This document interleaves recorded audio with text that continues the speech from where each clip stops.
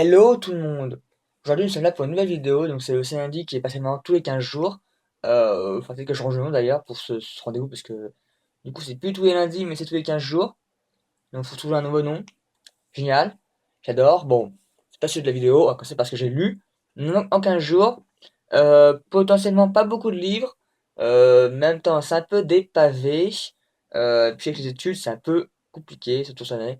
Donc j'ai beaucoup de projets à rendre par semaine. Donc du coup, on fait avec ce qu'on peut, mais on lit quand même.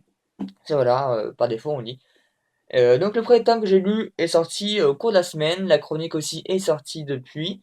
Je pense sortie. Il s'agit du tome 3 de King's Game, de chez Lumen, donc King's Game Origin, qui est le tome 3.1, puisqu'il s'agit d'une préquelle en fait. C'est l'origine du jeu du roi. Donc c'est pas du tout avec Nobuaki. Notre héros, le tome 1 et le tome 2. Enfin, si c'est l'origine du village, comment le jeu s'est créé, la première fois qu'il est apparu surtout. Donc on va savoir l'origine, le comment, le pourquoi, et plein d'éléments qu'on peut se poser comme question depuis le tome 1 en fait, tout simplement. Donc voilà, c'est génial, on a les réponses. Surtout que la fin ramène un peu au tome 1, donc du coup j'ai envie de lire le tome 1 à nouveau pour voir le nouveau point de vue qu'on peut avoir avec cette saga. Normalement, il y a 5 tomes au Japon. D'après ce que j'ai vu de chez Dumaine, il marquait tome licence, enfin saga en 3 tomes. Donc j'espère qu'ils feront pas la passe sur le tome 4 et 5. Parce qu'ils existent. Hein. Donc bon, ce serait dommage de pas avoir la suite. Parce que voilà, c'est King's Game, un livre que j'affectionne particulièrement. Surtout le genre, je peux que vous conseiller. Il s'agit d'un plus ou moins light novel, c'est un téléphone, enfin, un roman par téléphone à la base. On va dire light novel pour vous. Ce sera plus simple si on va encore perdre des gens. Déjà que light novel, on perd beaucoup de gens. Donc voilà, je peux que vous conseiller. La chronique sur le blog est sortie il y a pas, enfin le 17 je crois de mémoire. Donc bah foncez simplement si vous connaissez pas cette saga. Voilà, posez là. Tome suivant que j'ai lu, il s'agit du premier Psy Express que j'ai avec Michel Lafon. Donc un grand merci à eux pour leur confiance. Il s'agit d'un tome que j'avais vu dans la librairie, j'avais vu la saga à l'époque quand cette sortie. Enfin, j'avais vu la bonne annonce, j'avais pas vu la saga, faute de temps, faute de plein de choses en fait, tout simplement. Donc du coup, quand j'ai vu la couverture du tome et qu'ils m'ont proposé de le prendre, et là j'ai dit oui, tout simplement. Donc il s'agit du tome 1 de Les Revenants. J'ai mis pas mal de temps à le lire, enfin pas mal de temps, une semaine par rapport à d'autres livres où je les lis en 3-4 jours. C'est beaucoup de temps, tout simplement parce que il est dense, il est bien complet, je voulais tout rien louper en fait comme élément. Puis j'ai un peu d'un livre où c'est un peu mystérieux, un peu plein de suspense, avec des morts qui reviennent à la vie. On ne sait pas pourquoi ils reviennent, surtout qu'ils sont pas tous morts en même temps. Certains sont morts depuis 4 ans, d'autres 10 ans, d'autres autres, depuis âgés en fait. Donc on sait pas, c'est mystérieux, on veut savoir, surtout qu'eux ne savent pas pourquoi ils sont morts, enfin ils savent plus comment ils sont morts, ils n'ont pas notion du temps, ils sont. Ça c'est mystère, c'est mystérieux, dans cette ville qui se détruit un petit peu. En parallèle assez lointain quand même, j'ai pas lu tout le livre. Ça m'a fait penser un peu à Under the Dome, la série, de ce côté-là un peu bizarroïde, un peu inexplicable. Donc j'ai beaucoup aimé cette saga, donc j'ai adoré le bouquin. D'ailleurs, la chronique est en cours d'écriture sur votre écran. Je suis en train d'écrire pour qu'elle sorte, bah vous, lundi, donc dimanche. Ben, je l'espère. Tout simplement, voilà.